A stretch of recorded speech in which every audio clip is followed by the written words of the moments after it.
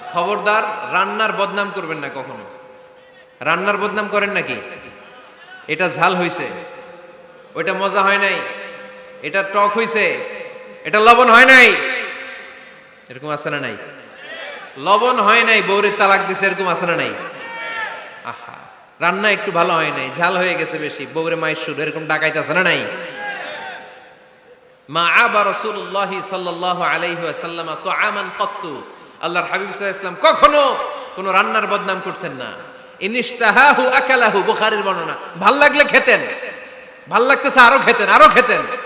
ওয়া ইন কারিহাহু তারাকা, ভালো না লাগলে রেখে দিতেন, ওর দিকে তাকাইতেন না। কিন্তু কখনো বলেন নাই লবণ হয় নাই, কখনো বলেন নাই ঝাল বেশি হয়েছে, কখনো বলেন নাই রান্নাটা মজা হয় নাই। সুবহানাল্লাহ পড়বেন না? কি রাসূল ছিলেন আমার। এজন্য রান্নার বদনাম করবেন না, একসাথে মিলেমিশে খান, বরকত বাড়ায় দিবে কে? চারটা গেল। 5 নাম্বার, ঘরে কোরআন তেলাওয়াত করুন। কি তেলাওয়াত? কোরআন তেলাওয়াত নাই, ঘরে তেলাওয়াত নাই, ফজরের পরে তেলাওয়াত নাই, সব ঘুম আর ঘুম, আছে না নাই? তো রহমত বরকত ঢুকবে কেমনে? ঘরে কোরআন তেলাওয়াত করুন। হাজবেন্ড তার ওয়াইফকে কোরআন তেলাওয়াত শোনাবে, ওয়াইফ তার হাজবেন্ডকে শোনাবে, বাবা তার সন্তানকে শোনাবেন, সন্তান বাবাকে শোনাবেন। প্রতি মাসের জন্য একটা সূরাকে নির্ধারণ করুন যে আমরা সবাই মিলে এই মাসে এই সূরাটা মুখস্থ করব। পারা যাবে? আওয়াজ করে বলেন তো, সূরাতুদ দোহা এটা কি খুব বড় সূরা? কথা কয় না। সূরাতুদ দোহা কি বড় সূরা না ছোট সূরা? তো এক মাসে কি এই সূরাটা মুখস্থ করা যাবে না? কথা বলে। ওয়াত্তিনি ওয়াজ-যাইতুন ওয়া তুরি সিনিন, এটা কি বড় সূরা? এক মাসে পারা যাবে না? প্রতি মাসের জন্য একটা করে সূরা নির্ধারণ করুন। তাহলে 12 মাসে কয়টা সূরা? আওয়াজ করে বলতে হবে, 12টা সূরা। প্রতি মাসে একটা।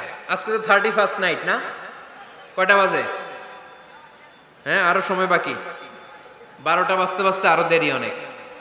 এখানে পটকা টটকা ফুজায় নাকি? বোমা টোমা কিছু নাই না?